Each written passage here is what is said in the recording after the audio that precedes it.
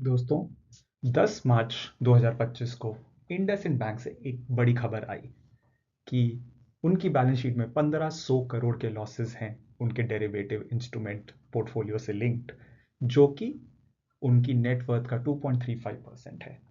और जैसा कि एक्सपेक्टेड था, अगले दिन जब मार्केट खुली तो इंडसइंड बैंक का स्टॉक 27% क्रैश कर गया, जो कि 900 के अराउंड ट्रेड कर रहा था, वो 655 पे क्लोज हुआ। और मामला यहीं ख़त्म पे हो जाना चाहिए था, पर ऐसा हुआ नहीं, क्योंकि इसके साथ ही बहुत सारी मीडिया रिपोर्ट स्टार्ट हो गई कि इनसाइडर ट्रेडिंग हुई है और कॉर्पोरेट गवर्नेंस के बहुत बड़ा रेड फ्लैग था ये, कि ऐसा कैसे हो सकता है कि 1500 करोड़ का लॉस सडनली एक कंपनी बुक करे। इसके रिप्लाई में इंडसइंड बैंक ने अप्रैल 2025 में सेबी के साथ ये शेयर करा कि उनको ये लॉस के बारे में मार्च 4 को ही पता चला था, मार्च 4 2025, जो कि एक यूपीएसआई इवेंट था। यूपीएसआई का मतलब होता है अनपब्लिश्ड प्राइस सेंसिटिव इंफॉर्मेशन, ऐसी इंफॉर्मेशन जिससे कंपनी का शेयर प्राइस मटीरियली इंपैक्ट हो सकता है। और UPSI unpublished price sensitive information के जनरली 3 कैरेक्टरिस्टिक्स से देखे जाते हैं। या तो वो डायरेक्टली या इनडायरेक्टली कंपनी या उसकी सिक्योरिटी से रिलेट करता है, वो जनरली मार्केट को नहीं पता होता, और अगर मार्केट को वो पता चल जाए तो उसका जो शेयर प्राइस है उस पर एक एडवर्स या पॉजिटिव इफेक्ट आएगा, जो कि मटीरियल होगा। मटीरियल का मतलब जनरली 15 से 20% की मूवमेंट कर सकता है ऐसा इवेंट। तो तभी जब भी कोई ऐसा इवेंट होता है जिससे कोई प्राइस की मूवमेंट देखी जा सकती है किसी भी कंपनी के शेयर पे, उसको जैसे ही वो इवेंट अकर करता है, डिस्क्लोज करना बहुत इंपॉर्टेंट होता है कंपनी के द्वारा, जिससे मार्केट में जितने प्लेयर्स हैं और इन्वेस्टर्स हैं उनके पास सेम इंफॉर्मेशन हो जो कंपनी के अंदर बैठे लोग हैं उनके पास है। अब हम चलते हैं पीछे। अब आपने अगर न्यूज़ देखी होगी तो आपने देखा होगा इंडसइंड बैंक के 5 एग्जीक्यूटिव्स को, जिसमें से कुछ बैंक छोड़ भी चुके हैं, सीईओ, एमडी, उनको सेबी ने मार्केट से बैन कर दिया है और उन पे एक जुर्माना भी लगाया गया है। तो अब कहानी पे रिवाइंड करते हैं कि ऐसा क्यों हुआ, क्योंकि ये कहानी खत्म हो जानी चाहिए थी। तो आइए दोस्तों, चलते हैं सबसे पहले 12 सितंबर 2023 पे, जब आरबीआई ने एक सर्कुलर इशू किया था, जो कि डील करता था कि आपको अपना इन्वेस्टमेंट पोर्टफोलियो, कमर्शियल बैंक्स जो होते हैं उनका जो इन्वेस्टमेंट पोर्टफोलियो उसको कैसे वैल्यू करना है। इसके रिस्पॉन्स में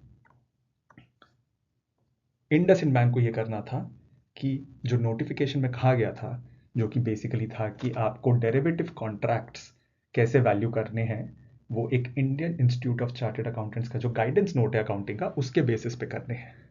और इसके रिस्पॉन्स में 26 सितंबर को इंडसइंड बैंक ने एक कमिटी बनाई देखने के लिए कि इस सर्कुलर से उनकी बैलेंस शीट पे कितना इम्पैक्ट आएगा।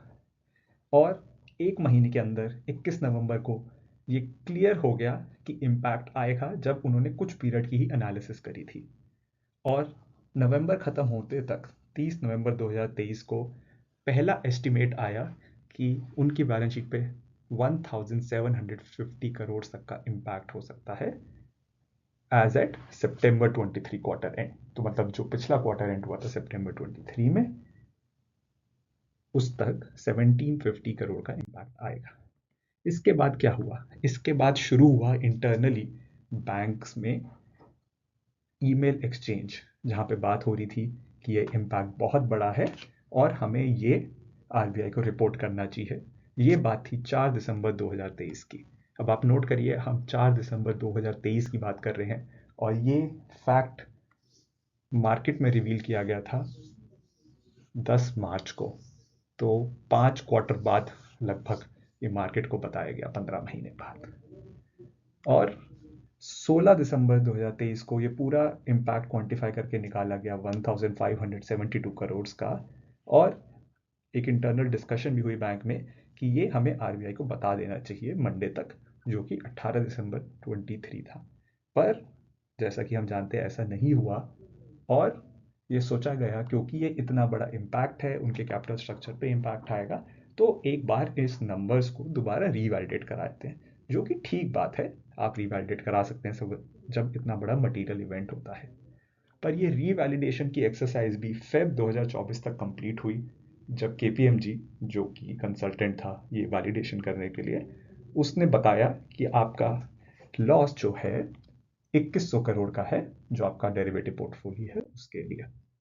अब आगे देखिए क्या हुआ। इसके बाद शुरू हुआ सिलसिला शेयर्स बेचने का। हाँ जी, 8 दिसंबर 2023 से लेके 6 मार्च 2025 तक कंपनी के एग्जीक्यूटिव्स ने अपने शेयर्स बेचे। कितने बेचे? 4,78,565।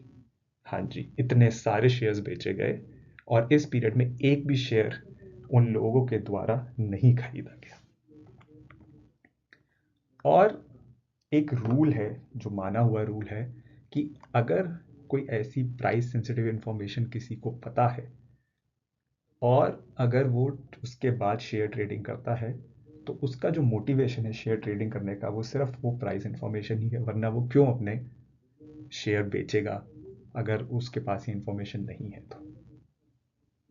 और एक और चीज़ होती है जो समझना ज़रूरी है कि बैंक्स के जो सीनियर एग्जीक्यूटिव्स होते हैं, क्योंकि उनके पास जनरली एम्प्लॉय स्टॉक ऑप्शन या एम्प्लॉय स्टॉक ग्रांट से बहुत सारे शेयर होते हैं और उन पे इनसाइडर ट्रेडिंग के रेगुलेशंस लगते हैं, तो जनरली वो स्टॉक एक्सचेंजेस को एक ट्रेडिंग प्लान सबमिट करते हैं, जब वो बताएंगे कि मैं आज से अगले 12 महीने में हर महीने कितने शेयर बेचने वाला हूँ, क्योंकि उनकी अपनी कैश की लिक्विडिटी की नीड्स हो सकती हैं, तो वो नहीं चाहते कि वो बाउंड हो जाए और वो शेयर ना बेच पाएँ जब वो उन्हें पैसा चाहिए।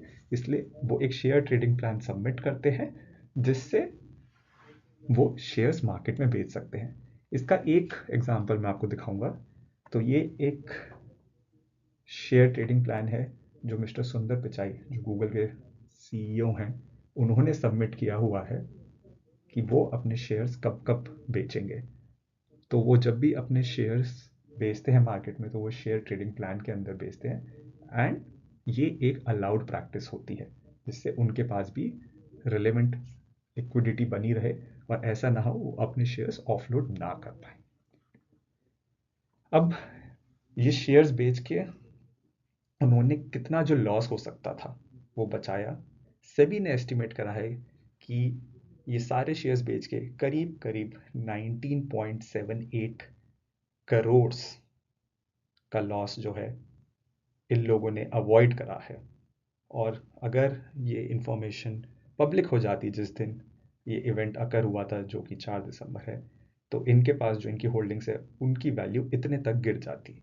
और यही वो फाइन है जो सेबी ने इन 5 लोगों पे लगाया है। इस फाइन के एडिशन में उनको ये मना भी किया गया है कि वो सिक्योरिटी मार्केट में डील नहीं कर सकते हैं।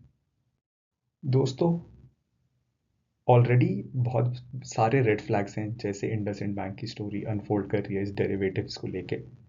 पहले इतना बड़ा लॉस आना ही बड़ी बात होती है, और उसके बाद अब इनसाइडर ट्रेडिंग की एलिगेशंस जो निकल के आई है वो कुछ हद तक प्रूव हुई है, बट अभी भी सेबी का इंटरिम ऑर्डर है और इन्वेस्टिगेशन चल रही है। और एक इंटरेस्टिंग बात यह है कि सेबी ने ये इन्वेस्टिगेशन सुओ मोटो करी है। सुओ मोटो मतलब खुद से करी है, ऐसा नहीं है कि उनके पास कोई फॉर्मल कंप्लेंट आई हो। तो उन्होंने खुद से, क्योंकि उनको कॉर्पोरेट गवर्नेंस में वीकनेसेस दिख रही थी, ये इन्वेस्टिगेशन करी और एक इंटरिम ऑर्डर पास करा है, जिससे अभी तक उनको जितना पता चला है एटलीस्ट वो उतने पोर्शन को एड्रेस कर पाए। और ये स्टोरी मुझे लगता है अभी ये लंबी चढ़ेगी और इसमें बहुत सारे पन्ने हमें देखने को मिलेंगे। आपको ये वीडियो कैसा लगा हमें बताइए, और आपको ऐसे वीडियोस पसंद आते हैं तो हमें कमेंट्स में बताइए, जिससे हम ऐसे और वीडियोस आपके लिए बना सकें। धन्यवाद।